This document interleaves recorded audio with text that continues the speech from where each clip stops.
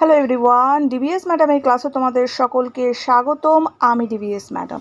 সবার আগে চ্যানেলটা সাবস্ক্রাইবের পর নোটিফিকেশনটা অন রাখবে, যাতে যখন ভিডিও আপলোড হোক তোমাদের কাছে পৌঁছে যায়। আলোচনা আজকে ক্লাস 7 সায়েন্স চ্যাপ্টার 7-এর প্রশ্ন উত্তর নিয়ে আমি আলোচনা করছি। আমাকে অনেকে রিকোয়েস্ট করেছিলে, তার মধ্যে সানফুল আমাকে অনেকদিন ধরে রিকোয়েস্ট করছো, সো আমি দিয়ে দিলাম। চ্যাপ্টার 7 অর্থাৎ পরিবেশের সংকট, উদ্ভিদ ও পরিবেশের সংরক্ষণ। এর আগে একটা পার্ট অলরেডি দিয়েছি, এখন একটা পার্ট দিচ্ছি, এরপরেও একটা পার্ট থাকবে। প্রচুর ইম্পর্টেন্ট প্রশ্ন আছে, প্রতিটা প্রশ্ন পড়তে হবে। শুরু করা যাক। ভিডিওটা লাইক শেয়ার করো, নোটিফিকেশনটা অন রেখো নিজেদের ক্লাসের ভিডিও বেশির থেকে বেশি পাওয়ার জন্য। বেশির থেকে বেশি লাইক শেয়ার করো। সবার প্রথমের প্রশ্ন, জলচক্র ও গাছের সম্পর্ক লেখো। উত্তর আমরা লিখব, পৃথিবীর ঘন অরণ্যগুলি যেমন আমাজন, মালয়েশিয়া আর কেরলের সাইলেন্ট ভ্যালি এবং বৃষ্টি অরণ্য প্রভৃতি স্থানে গাছগুলি একটি ঘন আবরণ বা ছাউনির মতো সৃষ্টি করে থাকে। এর ফলে এখানকার গাছগুলির বাষ্পমোচনের ফলে উদ্ভূত জলীয় বাষ্প ছাউনি ভেদ করে যেতে পারে না এবং ক্রমশ ঘনীভূত হয়ে প্রায় সারা বছরই বৃষ্টি হয়। এই বৃষ্টির জল মাটিতে পড়ে চুইয়ে চুইয়ে মিশে জলের সোঁতা তৈরি করে, যা পরবর্তীকালে একসঙ্গে মিলে নদীর সৃষ্টি হয়। নেক্সট আমরা লিখব এছাড়া এটা দেখে নিয়েছো তো, জাস্ট সেকেন্ড, এটা দেখে নিয়েছো, সরালাম। এছাড়া বৃষ্টির জল ভূগর্ভস্থ জলের পরিমাণ বৃদ্ধি করে। সময়কালে কুয়ো খুঁড়ে বা টিউবওয়েল বসিয়ে এই ভূগর্ভস্থ জলকে আমরা ব্যবহার করে থাকি। পাহাড়ি অঞ্চলে বা উচ্চভূমিতে এই বৃষ্টির জল পাহাড়ের ঢাল বেয়ে নেমে আসে ও বিভিন্ন নদীর সৃষ্টি করে, যেমন দামোদর নদ, লুনি নদী। দামোদর দুবার এসছে, যেমন লিখে আমরা লিখব লুনি নদী, দামোদর নদ ইত্যাদি। নেক্সট, এইভাবে উদ্ভিদ তার দেহের অতিরিক্ত জল বাষ্পমোচনের দ্বারা শরীর থেকে বের করে পরিবেশের জলীয় বাষ্পের মাত্রা বাড়ায় ও বৃষ্টিপাত ঘটিয়ে জলচক্র বজায় রাখতে সাহায্য করে। ক্লিয়ার? দেখে নিয়েছো? নেক্সট, পরের প্রশ্ন, জীববৈচিত্র্য হ্রাসের কারণগুলি আলোচনা করো। উত্তর লিখব, জীববৈচিত্র্য হ্রাসের কারণ, এটা হচ্ছে পয়েন্ট কিন্তু, হ্যাঁ, জীববৈচিত্র্য তয়ের রফলা হবে, হ্রাসের কারণ। আচ্ছা, বাসস্থানের অভাব, এটা একটা পয়েন্ট, এই পয়েন্টের মধ্যে এটা পয়েন্ট দিয়ে দেব। দ্রুত শিল্পায়ন, নগরায়নের কারণে বন জঙ্গল কেটে ফেলা হচ্ছে।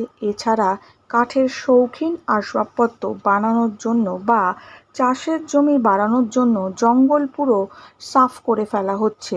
এর ফলে খাদ্য ও বাসস্থানের অভাবে বনে থাকা বন্যপ্রাণীরাও হারিয়ে যাচ্ছে, যেমন সাইবেরিয়ান বাঘেদের বাসস্থান ধ্বংসের ফলে বাঘের সংখ্যা দ্রুত কমে যাচ্ছে। নেক্সট লিখব দূষণে লিখব, প্রাকৃতিক ও মনুষ্যসৃষ্ট বিভিন্ন প্রকার দূষণের ফলে জীববৈচিত্র্য ক্রমাগত হ্রাস পাচ্ছে, যেমন শিল্প ও কৃষিতে ব্যবহৃত বিষাক্ত রাসায়নিক পদার্থ গঙ্গায় মেশার ফলে গঙ্গায় শুশুকের সংখ্যা ক্রমশ বিপন্ন হচ্ছে। নেক্সট, পরের পয়েন্ট লিখব চোরা শিকার। এখানে লিখব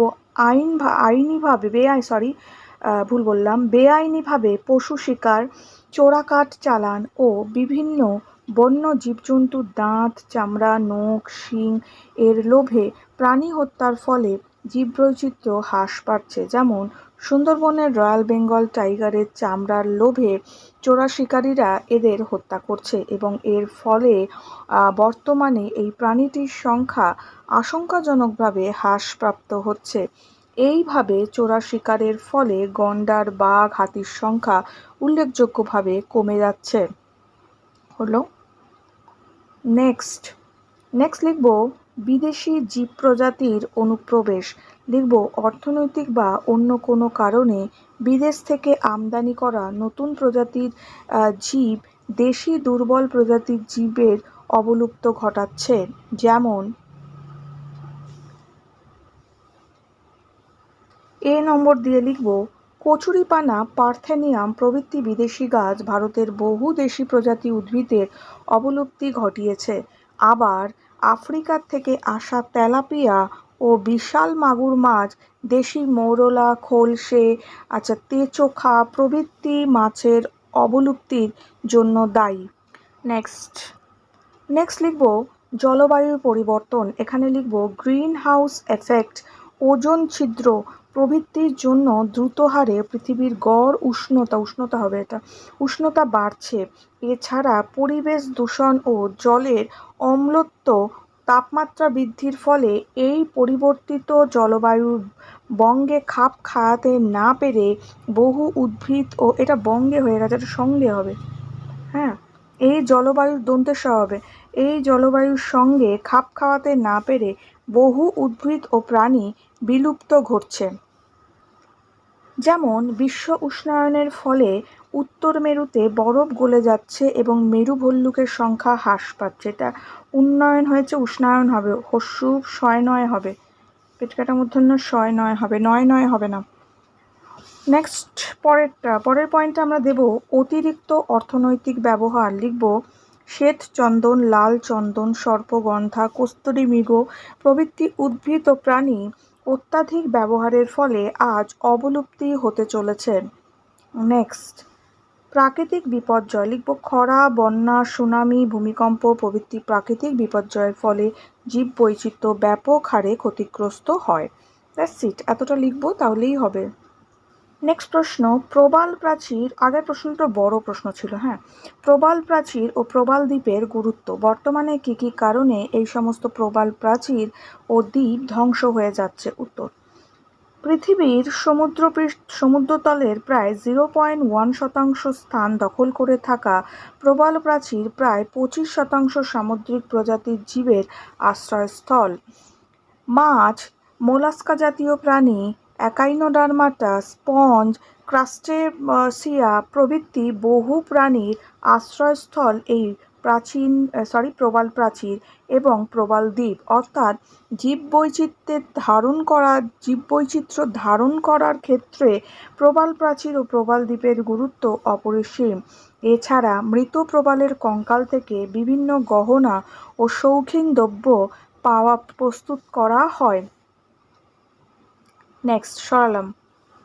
বর্তমানে প্রবাল প্রাচীর ও প্রবাল দ্বীপ ধ্বংস হওয়ার কারণ বা হয়ে যাওয়ার কারণ সবার প্রথমে লিখব বিশ্ব উষ্ণায়ন, পেটকাটার মধ্যে শয় হবে।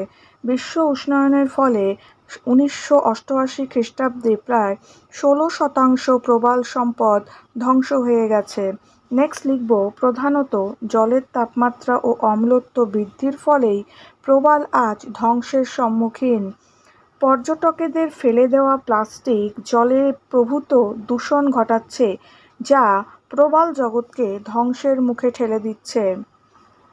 সমুদ্রের জলে তেলবাহী জাহাজ থেকে যে তেল পড়ে তা প্রবাল প্রাচীরে ক্ষয় ঘটাচ্ছে ও প্রবাল প্রাচীর প্রবাল দ্বীপকে ক্রমশ ধ্বংসের মুখে নিয়ে যাচ্ছে।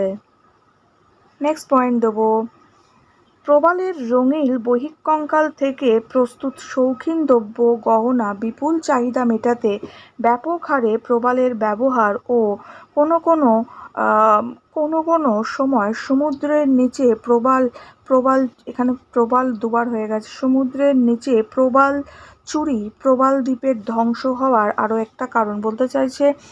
প্রচুর যে কসমেটিক্স আছে প্রবাল দিয়ে তৈরি, প্রবালের বহিঃকঙ্কাল মানে বাইরের অংশটা দিয়ে তৈরি, অংশটা দিয়ে তৈরি হয় প্রচুর শৌখিন গয়নার শৌখিন জিনিসপত্র, যেটা চাহিদা অনেক বেড়ে যাওয়ার জন্য সমুদ্রের নিচ থেকে প্রবাল তুলে আনছে মানুষ চুরি করে, যার ফলে কি হচ্ছে প্রবাল কমে যাচ্ছে এবং প্রবাল দ্বীপ ধ্বংসের মুখে। ওকে, পরের প্রশ্ন, ঝড়ের গতিবেগ প্রতিহত করতে গাছ কি ভূমিকা পালন করে? উত্তর, ঝড়ের গতিবেগ প্রতিহত এটা করতে হবে, তয়কার হবে, জাস্ট আ সেকেন্ড, এটা তয়কার হবে, করতে গাছের ভূমিকা। উত্তর লিখব প্রবল বেগে বয়ে আসা বাতাস যখন কোথাও বাধাপ্রাপ্ত হয় তখন তার গতিবেগ কমতে থাকে। সুন্দরবনের ম্যানগ্রোভ অরণ্যের গরান, হেতাল, সুন্দরী গাছগুলি এক সারিতে সারিবদ্ধভাবে সজ্জিত হওয়ার দরুন একটি প্রাচীরের ন্যায় ঝড়ঝঞ্ঝার সামনে বাধা হয়ে দাঁড়ায়। প্রবল বেগে আগত ঝোড়ো হাওয়া এই গাছগুলিতে ধাক্কা খাওয়ার ফলে বায়ুর গতিবেগ ক্রমশ কমে এবং ঝড়ের তীব্রতাও অনেকাংশে কমে যায়। সুন্দরবনের ম্যানগ্রোভ অরণ্যের এই গাছগুলি ঝড়ের গতিবেগ প্রায় 60 থেকে 80% কমিয়ে দেয়। এইভাবে গাছ ঝড়ের গতিবেগ প্রতিহত করে উপকূলবর্তী অঞ্চলে জীবজগতের বিপুল ক্ষয়ক্ষতির হাত থেকে রক্ষা করে। ক্লিয়ার? নেক্সট প্রশ্ন, খাদ্যজাল কাকে বলে? খাদ্যজালের বৈশিষ্ট্য লেখো। খাদ্যজাল পয়েন্ট করব, পয়েন্ট করে লিখব, কোনো বাস্তুতন্ত্রে খাদ্য খাদক সম্পর্কের ভিত্তিতে গড়ে ওঠা একাধিক খাদ্য শৃঙ্খল পরস্পরের সঙ্গে যুক্ত হয়ে জালিকাকার জলীয় সম্পর্ক জটিল সম্পর্ক তৈরি করে তাকে খাদ্যজাল বা ফুড ওয়েব বলে। এবার খাদ্যজালের বৈশিষ্ট্য লিখব। বৈশিষ্ট্য লিখব, একাধিক খাদ্য শৃঙ্খলে আবদ্ধ জীবের মধ্যে পারস্পরিক খাদ্য খাদক সম্পর্ক তৈরি হয়। খাদ্যজালের গঠন জটিল ও বহুমুখী। নেক্সট আমরা লিখব, খাদ্যজালের গঠন কোনো বাস্তুতন্ত্রের জীববৈচিত্র্যের সমৃদ্ধিকে নির্দেশ করে। খাদ্যজালের গঠন কোনো বাস্তুতন্ত্রের জীববৈচিত্র্যের সমৃদ্ধিকে নির্দেশ করে। নেক্সট, পরের প্রশ্ন, কিন্তু এটা হয়ে গেল। হ্যাঁ, পরের প্রশ্ন, উদ্ভিদ বৈচিত্র্য সংরক্ষণের প্রয়োজনীয়তাগুলো লেখো। উত্তর লিখব, উদ্ভিদ বৈচিত্র্য সংরক্ষণের প্রয়োজনীয়তা লিখব, পরিবেশে অক্সিজেন ও কার্বন ডাই অক্সাইডের ভারসাম্য বজায় রাখা, মানুষের জীবনযাত্রার প্রয়োজনীয় বস্তুসমূহ, ব্র্যাকেটে কাগজ, খাদ্য, ভেষজ উপাদান, এগুলো লিখতে হবে। ঠিক আছে। কাঠ যোগান অব্যাহত রাখা। পরেরটা লিখব, বাস্তুতন্ত্রের ভারসাম্য ও জীববৈচিত্র্যকে ধরে রাখা। নেক্সট লিখব, বন্যা, খরা, ঝড় প্রভৃতি প্রাকৃতিক দুর্যোগের সম্ভাবনাকে হ্রাস করা। নেক্সট প্রশ্ন, আবহাওয়া আর জলবায়ু কী কী বিষয়ের উপর নির্ভর করে? লেখো। লিখব, আবহাওয়া আর জলবায়ু নিম্নলিখিত বিষয়ের উপর নির্ভর করে, যেমন তাপমাত্রা, বায়ুমণ্ডলীয় চাপ, বায়ুপ্রবাহ, আর্দ্রতা, সূর্যালোক, মেঘ। ঠিক আছে। নেক্সট প্রশ্ন, বিশ্ব উষ্ণায়ন বা গ্লোবাল ওয়ার্মিং কাকে বলে? উত্তর লিখব, পৃথিবীর বায়ুমণ্ডলে CO2, CH2, N2O, CFC প্রভৃতি গ্যাসের পরিমাণ বৃদ্ধির ফলে ভূপৃষ্ঠ থেকে প্রতিফলিত অবলোহিত রশ্মি বেশি পরিমাণে আবদ্ধ হচ্ছে। এই কারণে ক্রমশ পৃথিবীর গড় তাপমাত্রা বেড়ে যাওয়ার ঘটনাকে বিশ্ব উষ্ণায়ন বা গ্লোবাল ওয়ার্মিং বলে। প্রশ্নগুলো দিলাম, ইম্পর্টেন্ট, ভালো করে পড়ো। একটু পরে আরও কিছু প্রশ্নের উত্তর আপলোড হবে কাল সকালে। চ্যানেলে চোখ রেখো, কাল সকালেও তোমাদের ভিডিও থাকবে। খুব ভালো থেকো, টাটা। নোটিফিকেশন অন রেখো, বেশি থেকে বেশি লাইক শেয়ার।